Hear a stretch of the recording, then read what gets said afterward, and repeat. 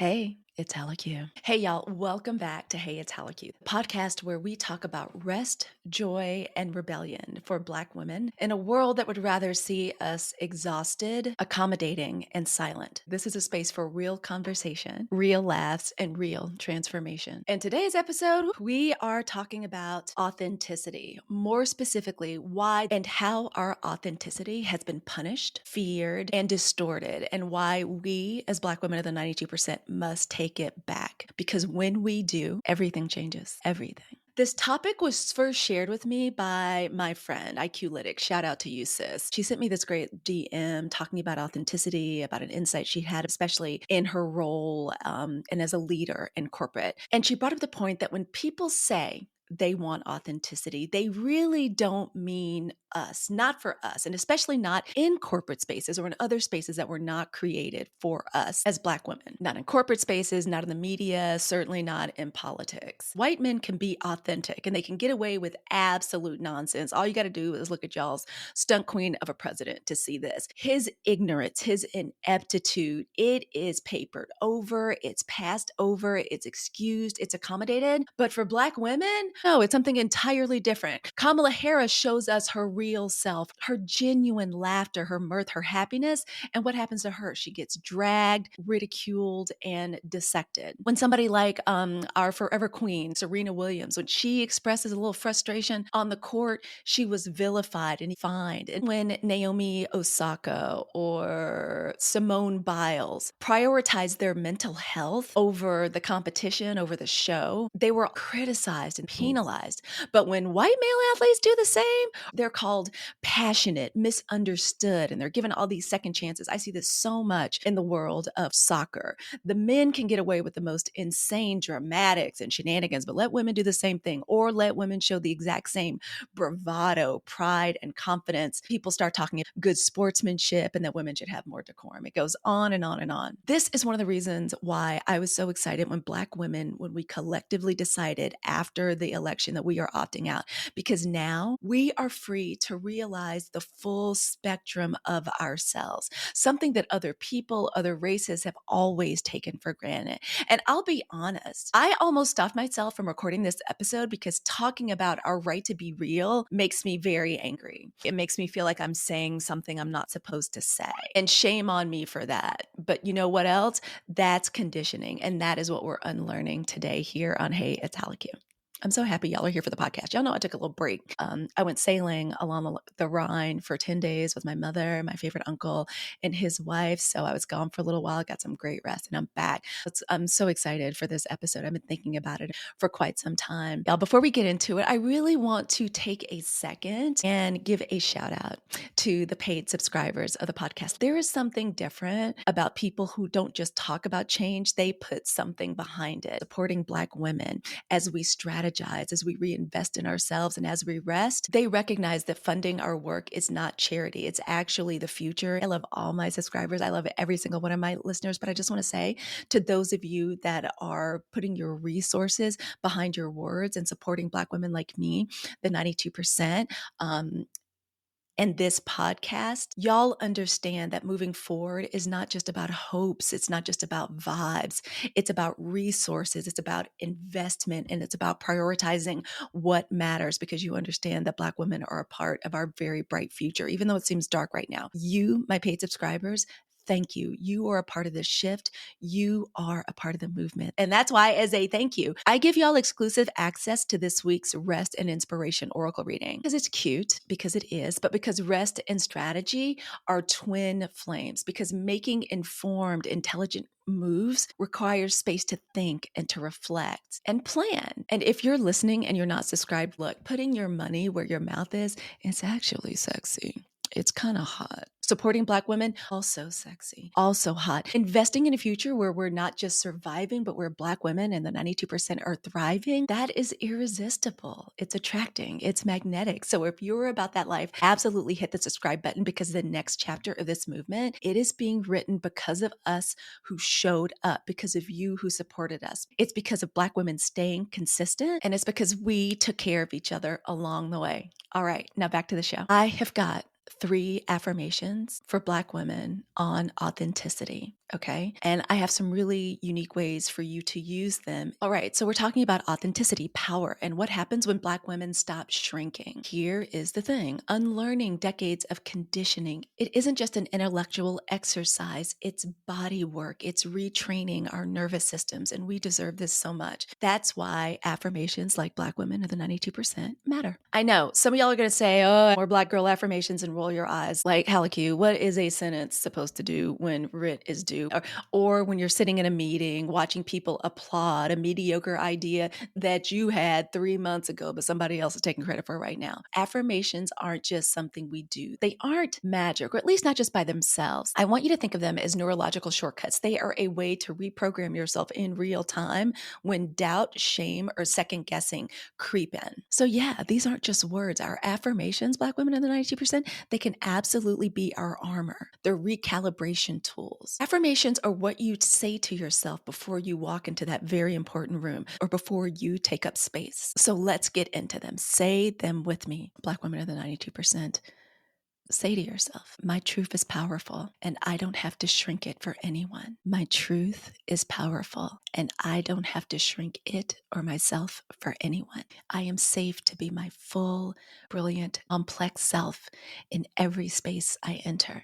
I am safe to be my full, brilliant, complex self in every space I enter. And the third affirmation: I'm no longer performing for survival. I am living for joy. Y'all let that one sink in. Say that one again with me. I am no longer performing for survival. I am living for joy. Let's talk about how you're really going to use them. And I mean this, really, really, really utilize them. I want you to sneak them into your daily rituals. I want you to say them while putting on your lip gloss, girl, while stirring your coffee, while stretching before you get ready to work out. I want you to make them a part of something that you're already doing to make yourself fuller, stronger, or just more vibrant. You don't have to remember to say them. Do them when you're saying something, when you're doing something powerful for yourself already. You know what? You can also turn them into clapbacks. Next time someone tests your boundaries, run an affirmation through your mind before you respond. Because trust me, your energy shifts when you remember who you are. And Black women, I also want us to use them as overrides. The moment you feel yourself shrinking, being fake nice, or faking the version of yourself that feels acceptable, I want you to pause. I want you to take a breath. And I want you to drop one of these affirmations into your brain like it's a defensive play call. Redirect that energy before it carries you back into old patterns. Say them in the morning. Write them on your mirror. We've all seen that, right? Where somebody like writes something down in lipstick. Whisper them to yourselves before you walk into a room where you have to be on. Because from now on, Black women, we're practicing authenticity and we are strengthening it like it's a muscle. And y'all listen, I have a theory. I think as much as everyone's talking about authenticity, especially in social media spaces, I think the real reason we're told to be smaller, quieter, and more digestible, it isn't because we're too loud or too opinionated or too aggressive. It's because we, in our essence, just as being Black women, just being the 92% and sitting in that and being strong in it, it's because we're too powerful. Black women being authentic, man, when we do that, we're compelling. We're persuasive. We are hypnotic when we are our authentic selves. They know this, and I know we know it. And so they do whatever they need to do to dumb us down, to try to get us to shrink our power with their tired, fucked up stereotypes, right?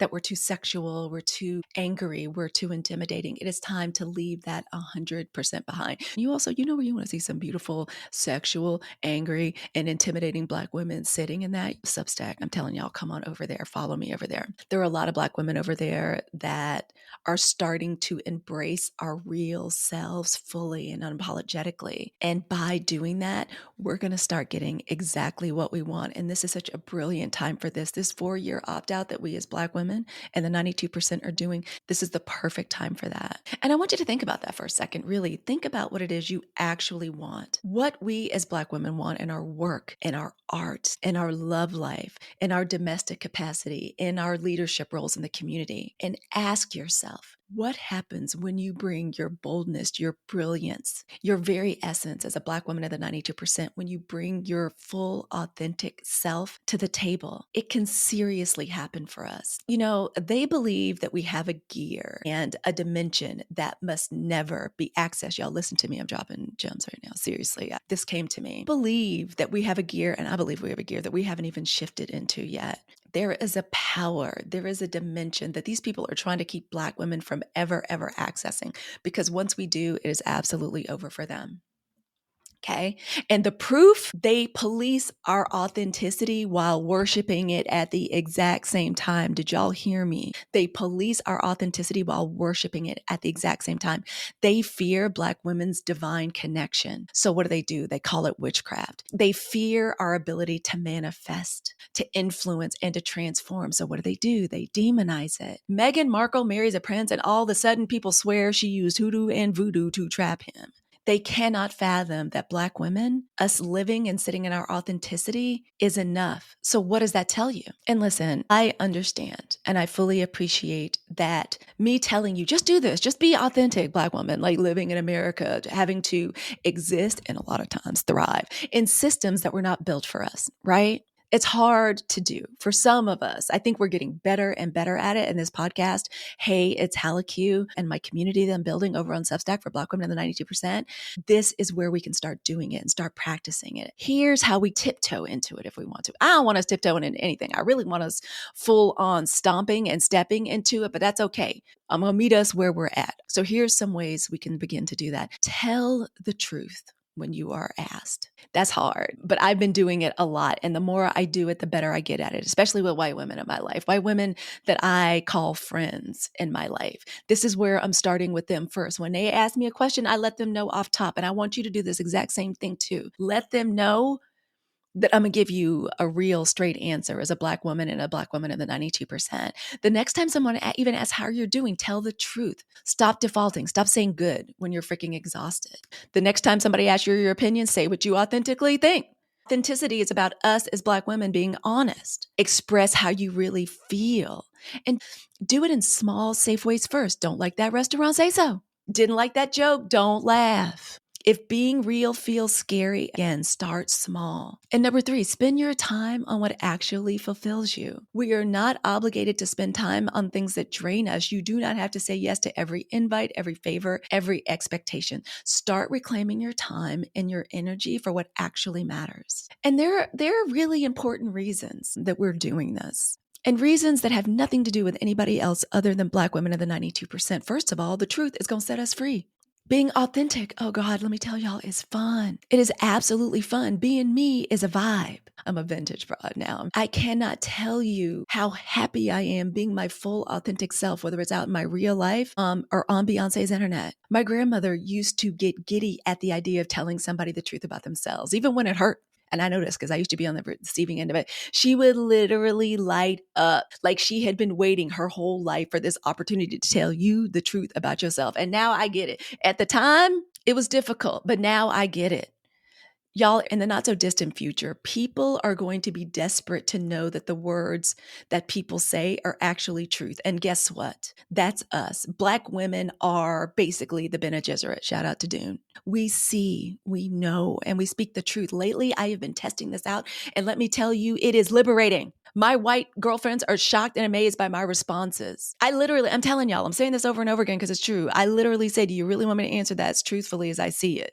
They all say yes. They realize they've gone too far to stop it. And when they say yes, I drop that truth bomb and I watch them rearrange their whole mindset right in front of me. I just had to talk to one of my girlfriends very seriously about her Tesla the other day. I've decided I'm saying something about it. If you consider yourself a friend of mine, you still own a Tesla, we gonna talk.